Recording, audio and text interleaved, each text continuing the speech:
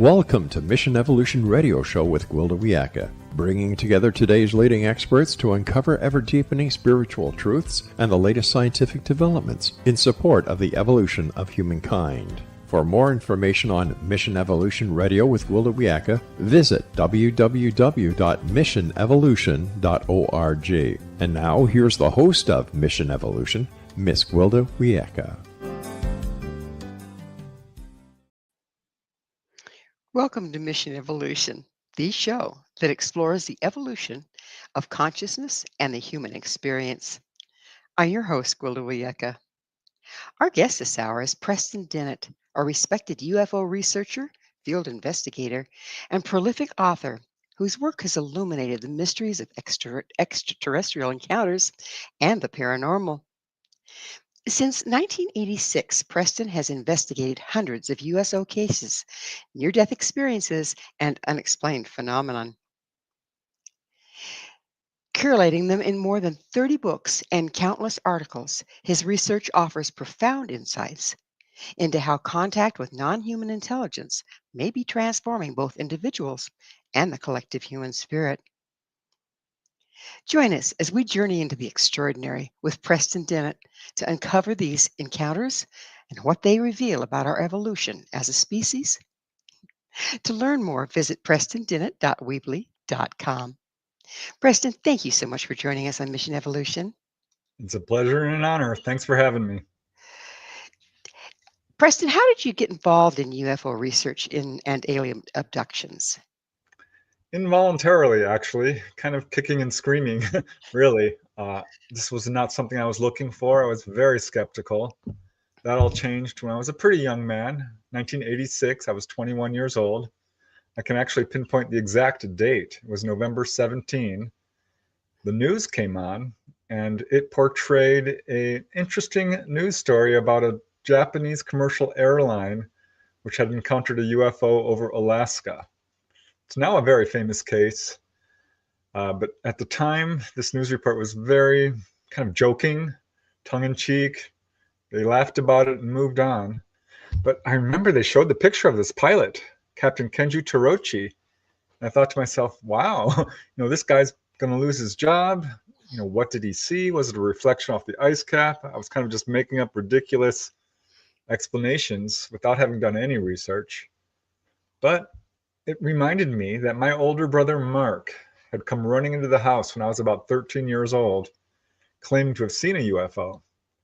I didn't believe him at the time, but hearing this news report really got me thinking about that.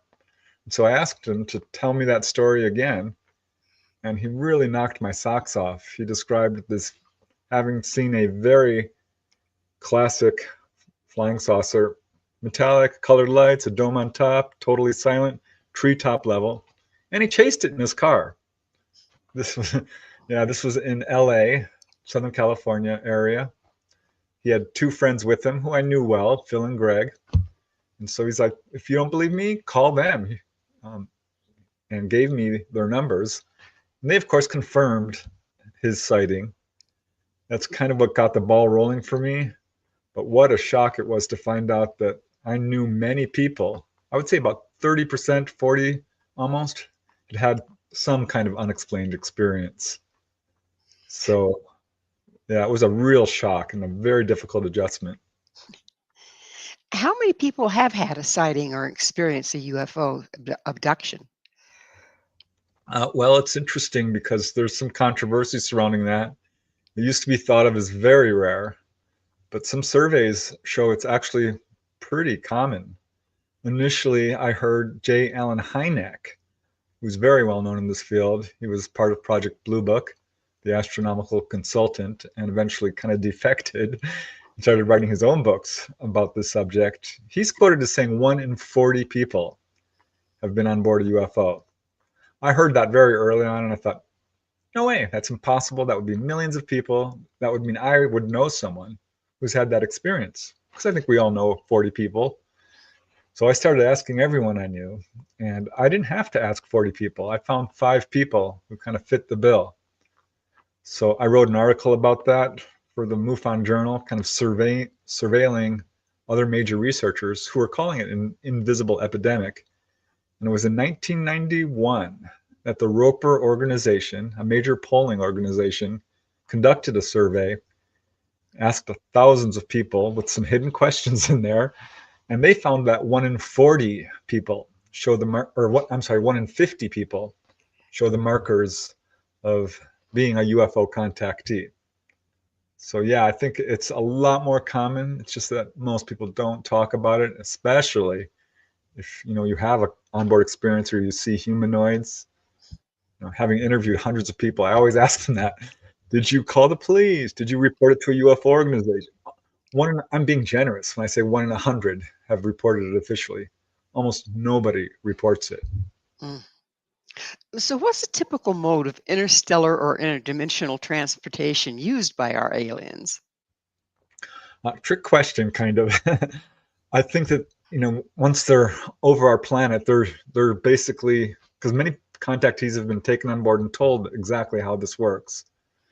When they're traveling around our planet, they're basically harnessing our gravitational magnetic field lines, sort of a kind of anti-gravity. People come up with different variations of this, but it's generally along those lines. But in terms of interstellar distances, almost always people describe interdimensional travel. So they're not traveling faster than light or anything like that. Basically, they are able to slip out of the third dimension into the fourth, perhaps the fifth, and pop out in any desired location in this universe, I guess you would say. But yeah, that's pretty consistent in terms of contactees who've been able to get information on that. And people sometimes ask me, well, how do you know they're extraterrestrial or are they interdimensional? I would say that, one does not preclude the other, because we ourselves are interdimensional beings. I know you know this, having looked at some of your research, but we survive, death, near-death experiences. All this points to us being interdimensional beings, and certainly the ETs are as well, and have a much greater understanding, I think, and use of the other dimensions. But they know a lot more than we do. I know that NASA has been studying what they call X points, and they're created every place the electromagnetic field of the planet crosses with that of the sun. And they see them as basically wormholes between time and space. D- Modality that they're using. It's entirely possible. I think we would need to do more research to really confirm that. But it's interesting because there are certain areas on our planet which seem to be what we would call UFO hotspots. Sedona, Arizona is often cited, but San Luis Valley, Colorado, California has a huge hotspot in the Santa Monica Mountains and other areas. And there's some kind of uh, preliminary research, I would say, pointing towards the possibility that these are what you're talking about, areas with high magnetic field lines or gravitational magnetic field lines, or vortexes. Some have used that word, which is kind of vague and not fully scientifically confirmed. But yeah, there's some research pointing towards that, I think. Lots of questions still surrounding this subject, which is why research is so important and so hard to move forward with this, basically a worldwide government cover-up, suppression of UFO information, disinformation. It's a bit of a mess trying to move this subject forward. Yeah, I would think. I would think. What are the alien? Why are they abducting people? What's the point? Yeah, $1 million question, but I think we've started to get a really good handle on this. Having interviewed hundreds of people who've had this experience and read every book I can get my hands on, what I've found out is pretty much being confirmed by other major researchers, specifically those who concentrate or focus on people who are being taken on board. Because of course there's many different aspects of research you can go into. But we now know enough to basically predict what's going to happen to a person when they're taken on board. And I think it really speaks to why this is happening to people. One thing we do know is it's generational. So they seem to be following certain family lines and perhaps have an interest in their genetics for some reason. So there does seem to be a real strong interest in that area, which is one of the reasons I think people are being taken on board. I can say that healing, physical healing, is a big part of the ET agenda. This is not speculation. This is demonstrably proven through the firsthand accounts of people being physically examined and often healed. Been a lot of research into this. Edith Fiore, one of the first persons with a PhD to write about this subject, said that fully half of her clients had experienced healings, which is what Ray Hernandez found in his free study. MUFON did a study, Mutual UFO Network, and found closer to 10 or 20%. But I can tell you that pretty much every major researcher out there has multiple cases of this kind. John Mack, David Jacobs, Bud Hopkins, Jacques Vallée, Brad Steiger, Timothy Beckley, Barbara Lamb, Yvonne Smith. I could go on. I've covered many cases myself, and I ended up writing a book documenting some 300 cases of this. So that's absolutely one of their agendas. But I'd say there's like 5 major agendas that they have. Another is just to basically provide information for people. Because when people have an onboard experience and they're not in complete terror or panic, and because when they are, they essentially have missing time and they don't really recall a whole lot. But those who don't react with fear are typically given a tour of the craft, and they'll take you down to the engine room and they'll explain exactly how these craft are powered, or they'll take you up to the control room and say, this is how we steer the craft. It actually sits you in the pilot seat, and it's generally psychically. When anyone gets any communication from ETs beyond, don't be afraid, we're not here to hurt you, you're fine, you'll be home soon, they give messages and warnings that fall into just a few categories, and it's very consistent and has been since the modern age of UFOs. It's warnings about nuclear proliferation, warnings about war and aggression, greed and corruption, pollution, and the destruction of the environment. So that's clearly one of their major concerns, is how we treat ourselves, each other, and this planet. Another, one more, I think that's very important to put forth, is that they seem to be very interested in elevating our psychic abilities. Because almost without exception, contactees have an enormous amount of psychic abilities, particularly following their encounter, but sometimes before. It's kind of a two-way street there.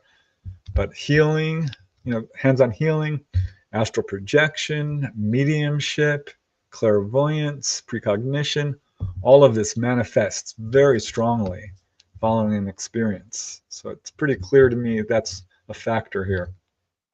It's enough to make you wonder if we weren't seated here and they're following up when they follow the genetic line.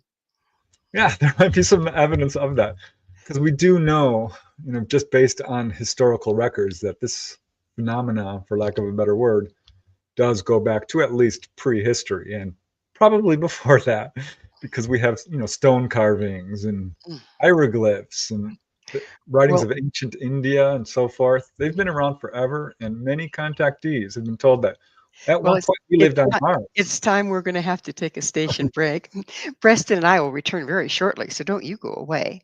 This is Mission Evolution, missionevolution.org.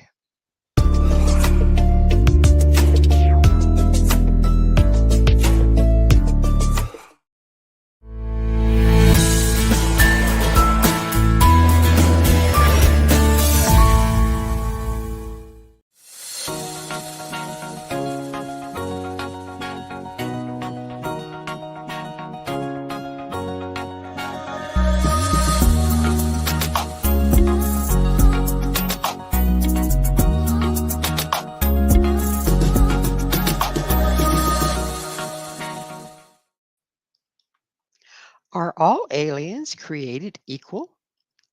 With us this hour discussing alien abductions is UFO researcher Preston Dennett. Preston, how many different kinds of aliens are visiting the Earth? It seems like it's almost endless. It's very interesting to me, because this is one of the things that kind of kept me out of UFO research, is it sounded very Star Trek-y to me, with almost all reports being of what we would call humanoids. basically bipedal beings, arms, legs, head.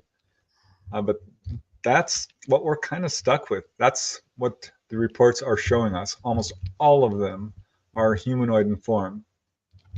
There are some definite major types. Grays really dominate. In my own research, it's over 50%. People will describe some variation of the short little beings with large heads and large dark eyes, bald, grayish skin. But even there's a huge variation. Because some will say, oh, there were chalk white, gray, tan, yellowish, blue. You get all these different skin complexions. Then, of course, there's human-looking ETs, and I'd say that's the second most common category, people that look very much like us, though usually described as being a little taller, perhaps 6 feet, very muscular, often very good-looking or beautiful. Praying mantis is another type, tall whites, little short blue beings. Variation goes on from there, strange humanoids of all kinds. And it's so interesting to me because, coming from a contactee angle, some contactees have asked about this. And a message they often get is that we all share a common ancestry.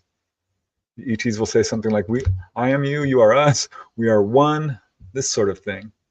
And from some contactees who are what I would call fully conscious contactees, meaning they've overcome the fear, they don't need hypnosis, they have long interactive conversations. I met one lady, Dolly Safran, wrote a book about her. She dug into this particular question deeply and was told basically that we all share essentially the same genetics. We're all basically human, but what we're seeing is just ancestry, differences in, caused by the environment we live in, but all essentially the same species, which would make sense considering, people report grays hybridizing with humans. You'd have to be the same species to be able to do that. But yeah, that's a message a lot of contactees get. So I'm leaning towards that our relationship with them is far closer than we perhaps previously believed, particularly because some do look just like us. That would kind of explain the reason that they might be fascinated in us, and it kind of lends itself towards the we were seated here to start out with, doesn't it? It sure does. And it's interesting because the idea that we evolved on this planet or started on this planet is certainly the mainstream paradigm that we're being taught in schools. But that's not what the contactees are being told. Humanity is throughout the universe. And as I mentioned earlier, a number of contactees say that we actually lived on Mars and were brought to Earth and are lifted off periodically when there are natural cycles of existential crises with pole tilts and things like this. So which there's some good evidence for. Michael Cremo, anthropologist, his book Forbidden Archaeology really lays it out in black and white that there have been previous iterations of advanced societies on our planet. So it's very interesting. So if we're looking for the missing link, we're going to be looking a long time. I think so. That's what I think is so interesting about this subject is it has so much to teach us. It offers such a great opportunity to expand our knowledge. Mm. How do you know that stories of abductions are not hypnotically retrieved fantasies or false memories? I'm glad you asked that question because there's a lot of, I think, misconceptions about it, a lot of confusion. In my own research, I've stayed away from hypnosis. In my books, and I've written a number of them about this particular subject, I would say about 10 to 20% of people have used hypnosis, and every single one of their cases stands up without it. So any claims that this can be explained by false memory syndrome, as it's called, does not hold water. Now, hypnosis has been proven repeatedly to be unreliable in terms of getting memories back if used incorrectly. Because on the other hand, there are numerous studies that show that it's absolutely very useful to retrieve information accurately. And I can say with absolute confidence that those who recall their memories through the use of hypnotic regression the details that they recall match precisely what those who have fully conscious experiences recall.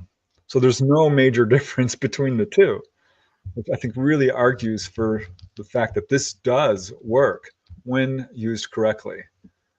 So I absolutely do support hypnosis, but I generally don't recommend it unless a person has debilitating anxiety, perhaps, or a very clear-cut case of missing time that they can point to, because there are some hidden dangers there.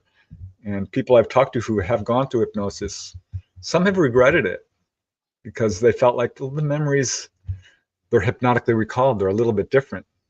Whereas a number of people at some point, and this can happen, days after, weeks after, or even years, will get some sort of cue or trigger.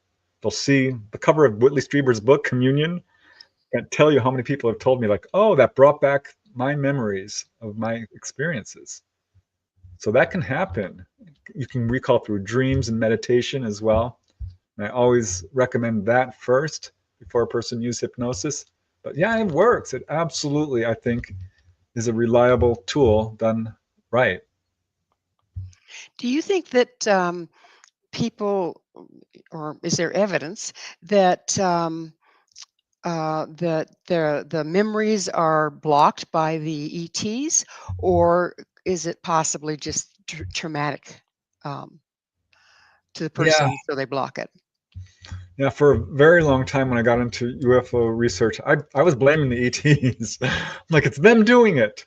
But if you look into the research of trauma, when someone has it, you'll see that amnesia or memory problems pops up pretty consistently, whether it's childhood abuse or war trauma victims or even car accidents. Any type of trauma, assault, can be blocked by a person. I think it's essentially our own human mind doing it to protect the individual. So I've come to realize that it's somewhat of a two-way street, because certainly there are cases where ETs will tell people, you're not going to remember this, or you will remember it as a dream, or you will remember it when it's time. So I think in some cases, what's really going on here is if a person is having a very difficult time processing the experience, they will facilitate you not remembering, because I don't think that's their purpose, to scare people. Or the first thing they say is, have no fear, you will not be hurt. But we have such a strong fear reaction. Totally understandable. I mean, I can only imagine what it must be like to wake up and see grays in your bedroom, or be on a table in an unusual place and ETs are examining you. So I think it's difficult for people to remember. And there's another factor going on here, because when people are brought on board or taken down, it appears that it's done through this kind of interdimensional beam, because they're pulled through the walls, the ceiling, and it's much like waking up from a dream, kind of. You know how dreams kind of slip away very easily? It's, I think, a very similar process, or that would be a fair analogy on how it can be difficult to remember these experiences.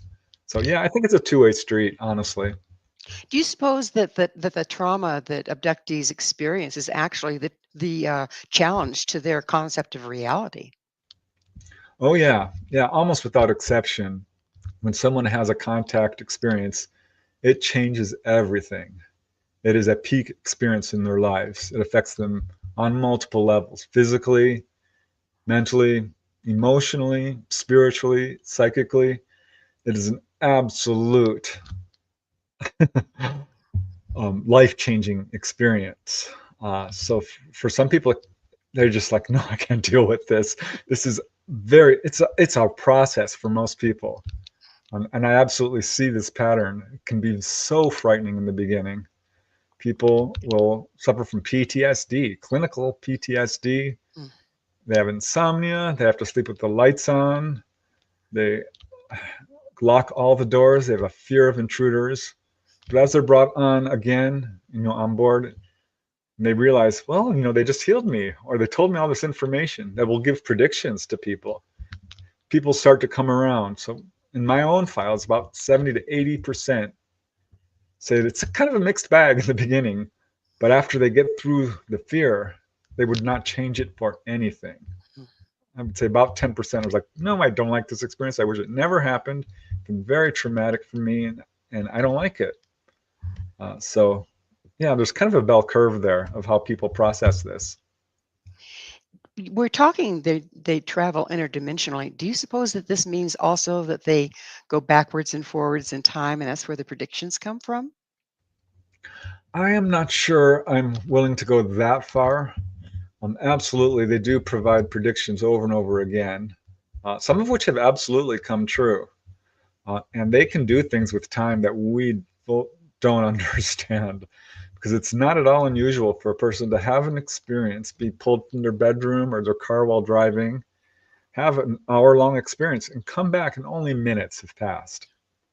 I have a number of cases where one gentleman I interviewed, for example, in the Ozarks, whole family was there when a UFO showed up. He ran inside to get a telescope or binoculars and came outside, and his whole family was frozen. They weren't moving. In fact, his father was holding a bucket of milk and it was spilling over, and he's looking at it like, how can this possibly be? Because he could move. And looking down his driveway, he saw that the UFO that had been in the sky had now landed, and these grays were walking towards him. They had somehow, it looked to him like they had stopped time. Got a lot of cases of this, and I don't think they're stopping time at all, because you can't stop time throughout the universe. That makes zero sense. But I think what they're doing, and I'm speculating here a little bit, is that they're pulling people out of the third dimension, perhaps, into the fourth, where time flows differently, or somehow they're pulling people out of our time stream, because they absolutely can do that. That would go back to the X point theory, because that's supposed to be wormholes through time and space. Yeah, we have a lot to unpack with this particular aspect, because it's really remarkable, because there are cases of people who essentially said that they were shown past events, not so much traveling back in time. There's a theory that, oh, they're us from the future. I dug deep into that theory, and I could not find cases to really support that I found to be credible. So I don't think that's what's going on here. But they are very perceptive psychically. Their psychic abilities are incredibly advanced. So I think that they have precognition as a tool that we ourselves have and can be developed. And as I said, many contactees will start experiencing these kinds of psychic abilities. Well, it's about that magic moment. We're going to have another station break. Preston and I will be right back to continue our discussion, so please stay right there. This is Mission Evolution, www.missionevolution.org.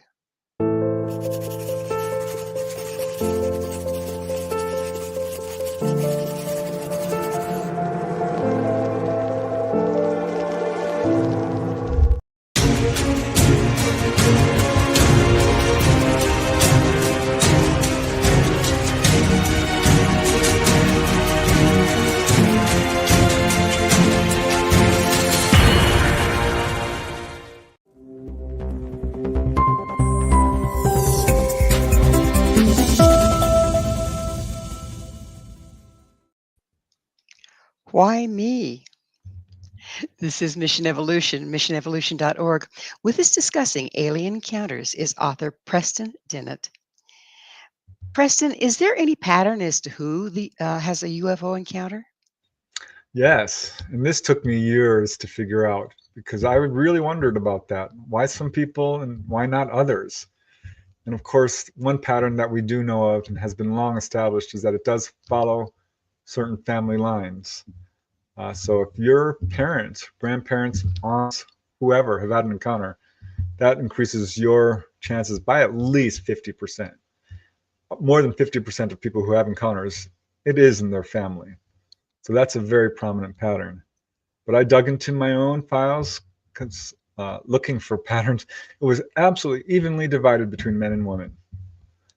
There's talk about negative blood type being a factor here, and perhaps a little bit Rh negative. But in my own files, people of every blood type, every ethnicity have been contacted.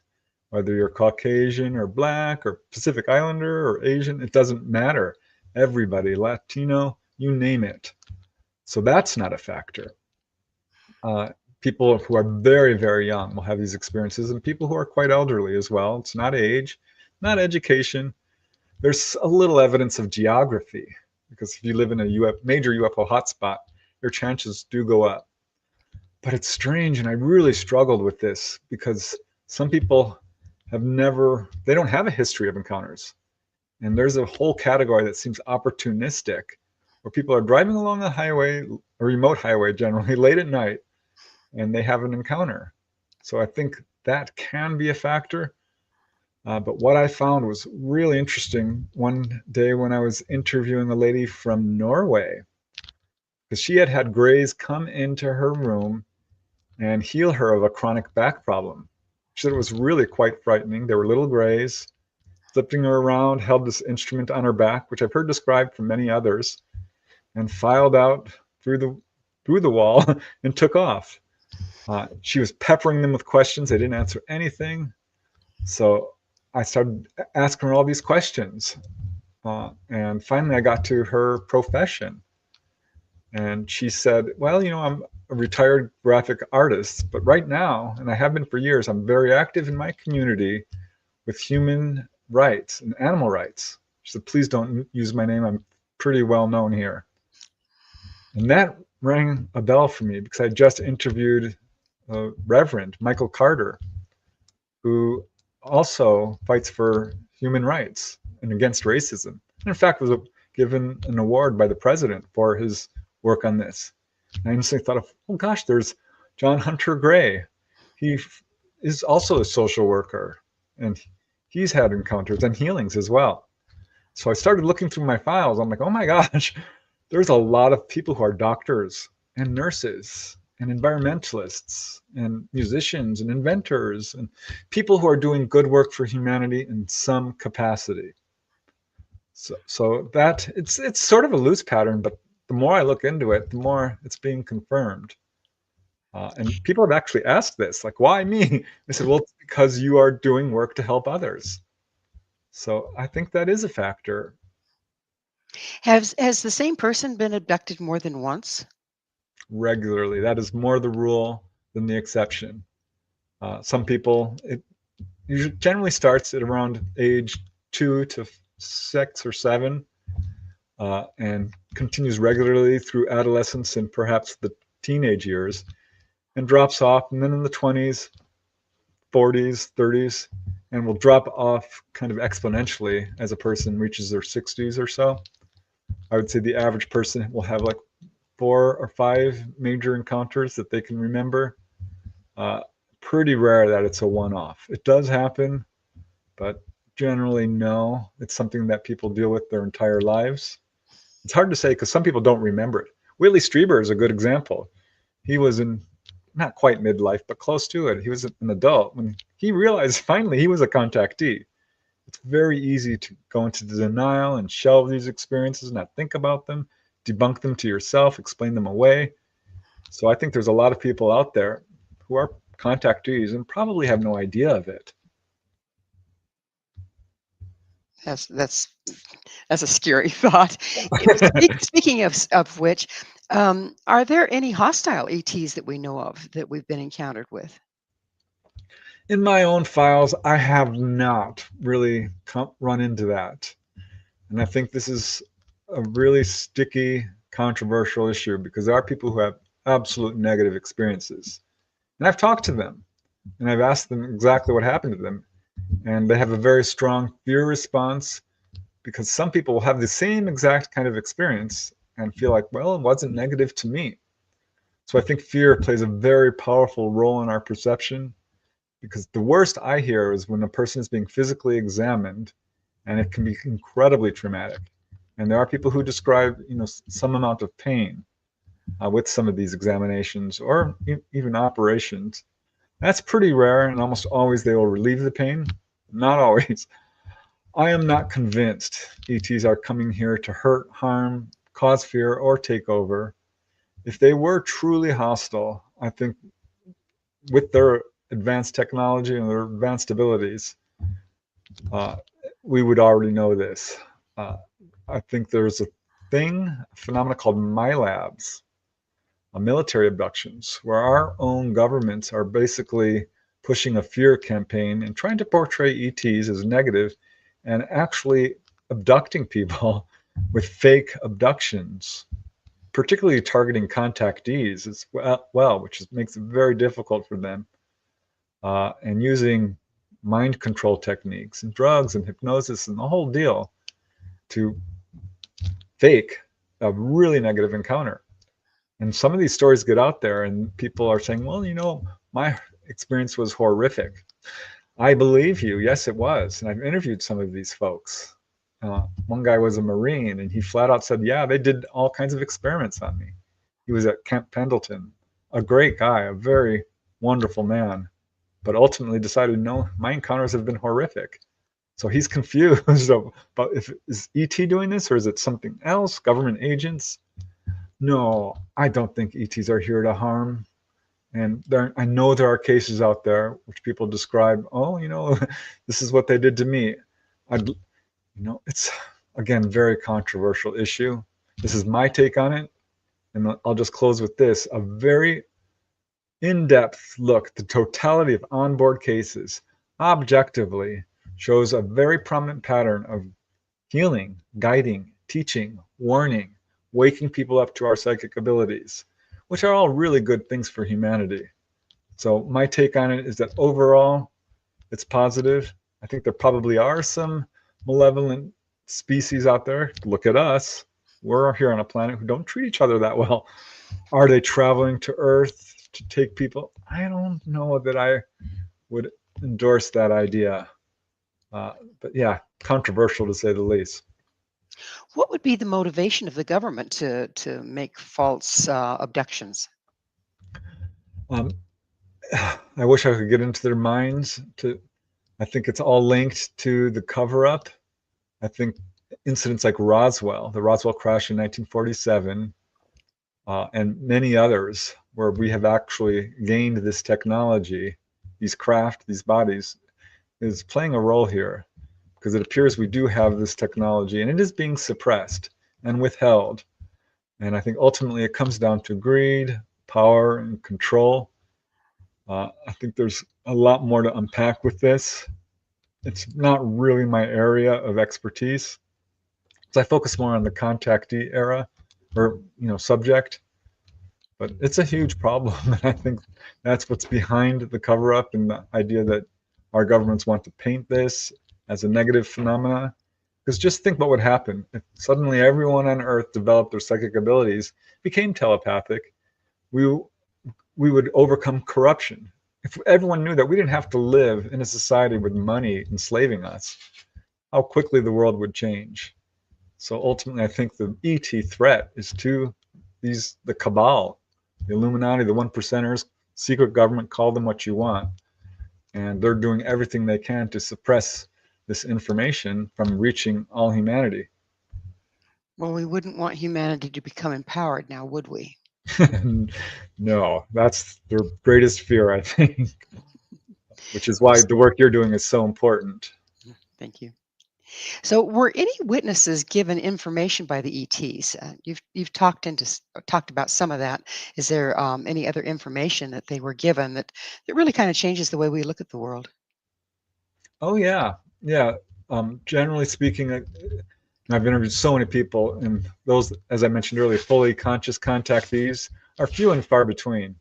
Of the hundreds of people I've interviewed, it's maybe 5, 10 would be generous. But one contactee I mentioned earlier, Dolly Safran, I wrote a book called Symmetry.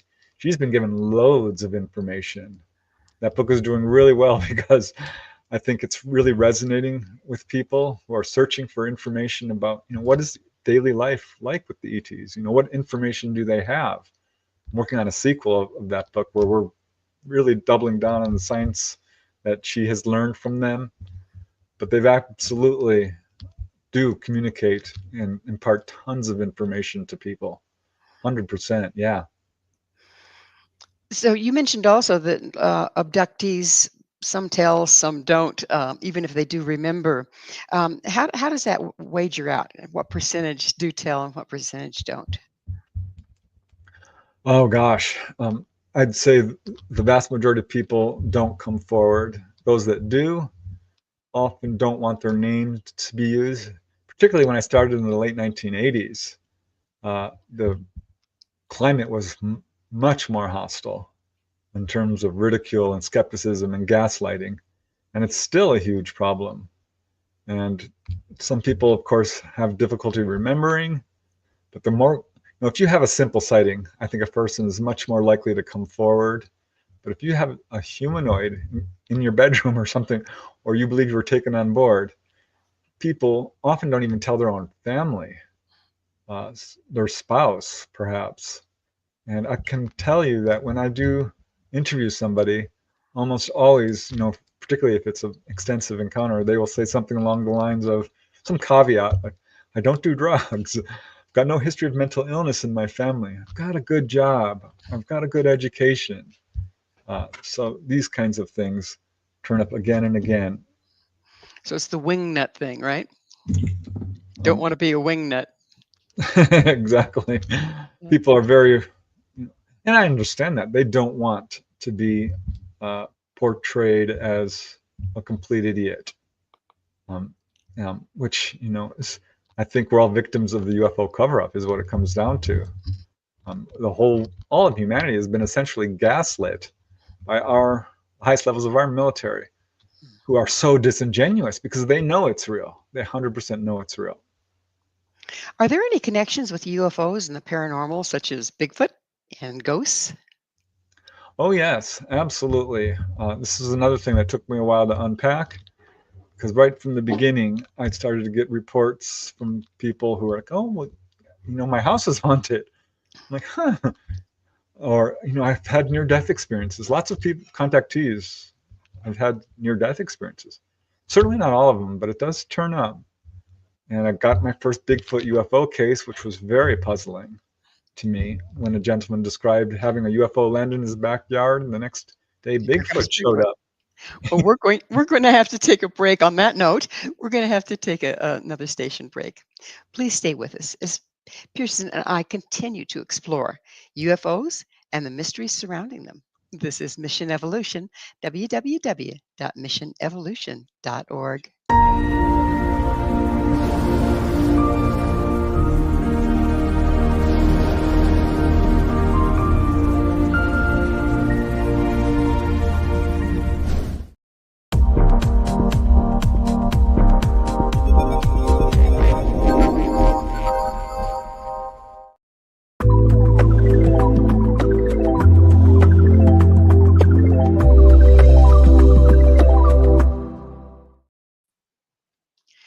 What do they know that we don't? This is Mission Evolution, missionevolution.org. We're continuing our discussion with Preston Dennett. His website, prestondennett.weebly.com. Preston, we've been talking a little bit about the government cover-up. How large is it, and how long has it been going on? It's worldwide, and it's been going on for at least 70 to 80 years, demonstrably. This is not speculation by any means, because groups like the Citizens Against UFO Secrecy actually sued the National Security Agency at one point, demanding openness and transparency, and received documents back that were entirely blacked out. I mean, every single page. So we know the cover-up is absolutely demonstrably true, and it appears that it is worldwide. And at the very highest levels of government, they are cooperating. I think it's tricky because, apparently some presidents are even out of the loop, or heads of state.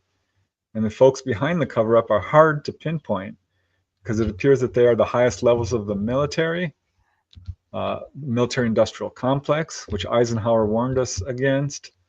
But basically the intelligence agencies are absolutely behind this. It's no coincidence, I think, that intelligence agencies were formed coinciding exactly with the modern age of ufology, late 1940s. Also no coincidence that that's the atomic age, when suddenly we reached the ability to destroy our entire planet. So I think that's when ETs began a very vigorous publicity campaign, because they did go to government world leaders and asked them to stop exploding nuclear weapons, asked them to be truthful and transparent, which of course did not happen. And so I think they're conducting a grassroots campaign and showing themselves to as many people as possible. We have over 1 million. We have a worldwide database of over 1 million documented cases. ETs have disclosed. So they've absolutely done their part. Really, the rest is up to us. This government cover-up is no joke. It is worldwide for sure.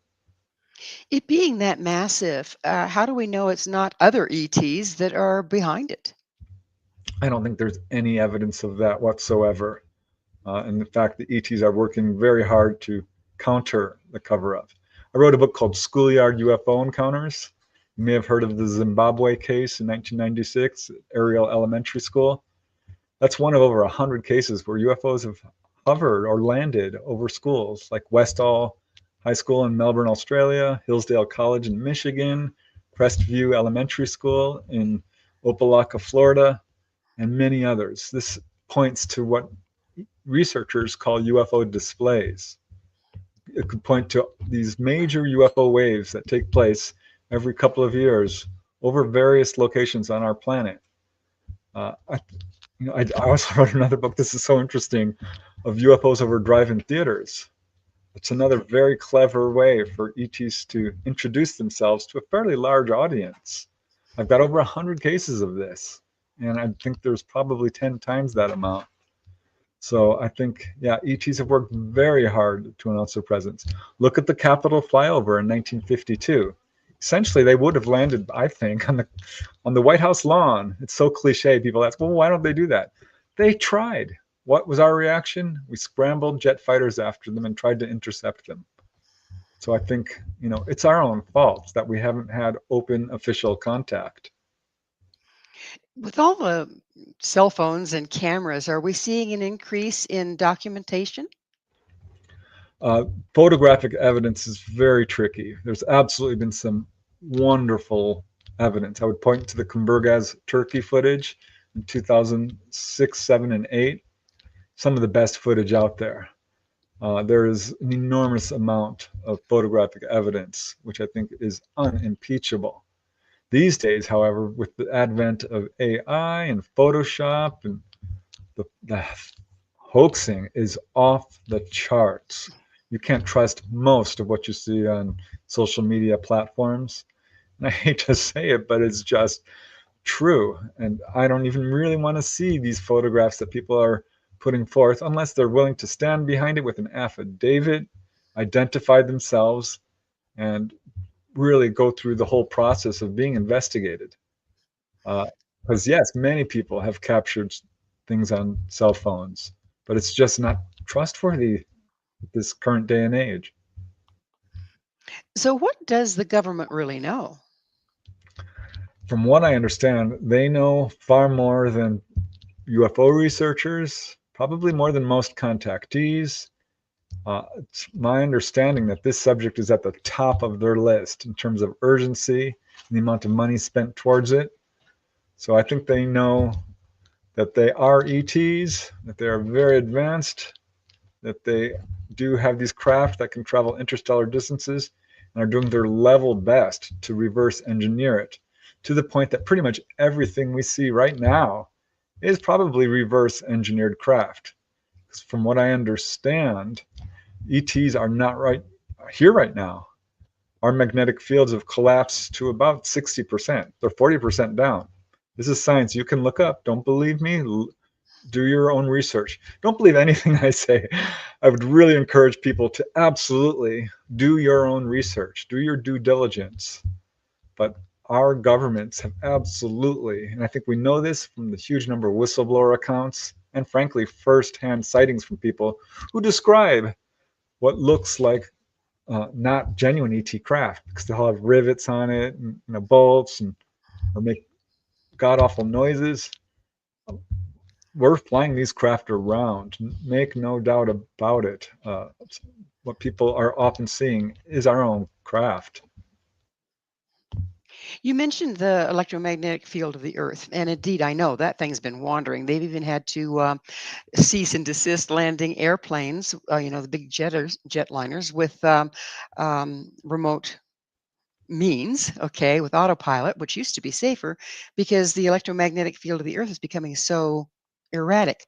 Is this affecting the UFO encounters 100%. and their ability to get here? I guess is the question.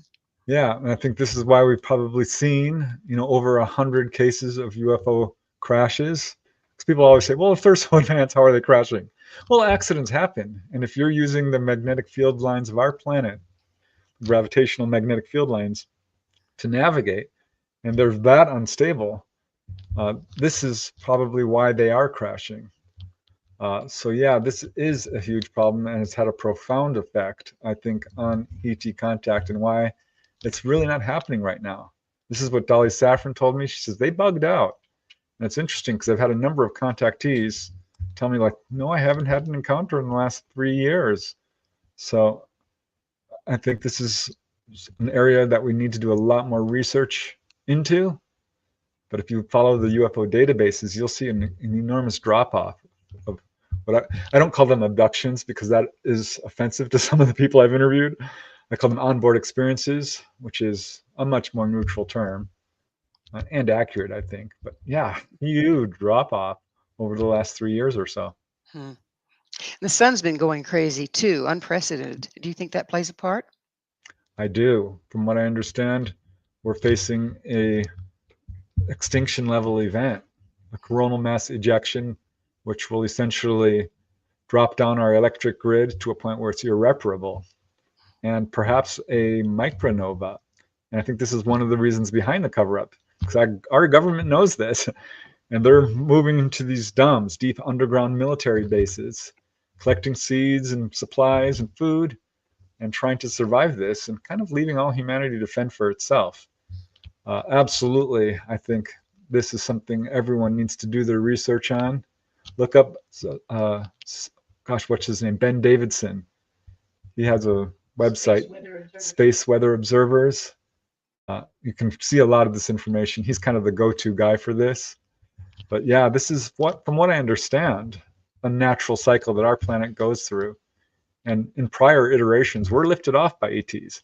But in prior iterations, we are not as violent and warlike and greedy and divisive and all the troubles that we're going through, which has really prevented us from evolving spiritually to the point where we need to be to have open official contact.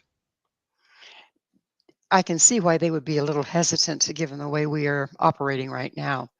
Do you think that the government will ever disclose these things? I do not. And I hate to say it because when I got involved in this subject, people were saying, oh, disclosure's on the horizon. And it never came. Yes, we've seen steps recently, but it's very much a dog and pony show. It's very drip, drip. The cover-up is still in place. They've showed us little fuzzy images when we know they have much better footage. Let's face it, fighter jets are riddled with cameras pointing in every direction. Ask any military guy they will tell you this. We have gun camera footage that is crisp and clear and absolutely conclusive, and that's never been released. In 1954, allegedly, there was a landing with President Eisenhower and numerous officials. That was filmed. Gordon Cooper was there when a UFO landed at Edwards Air Force Base and developed and saw the footage. That's never been released. There's so much that has never been released. I don't think they will ever willingly be open and truthful and transparent. And my message to them is that unless you can admit to the Malmstrom incident of 1967 in Montana, where they shut down our missiles, or the Capitol flyover of 1952, or any of other dozen high-profile cases, till you can admit to the truth of that, like Roswell, why should we listen to you? What you're saying is irrelevant. I think the only reason we've seen steps towards disclosure is because if they don't, they become not credible, irrelevant, obvious liars. So that's kind of where I'm at right now. No, I don't think they'll ever be truthful or transparent. On the other hand, I think this subject is true. So sooner or later, the truth is going to come out, and this cover-up is going to just collapse under the weight of its own lies.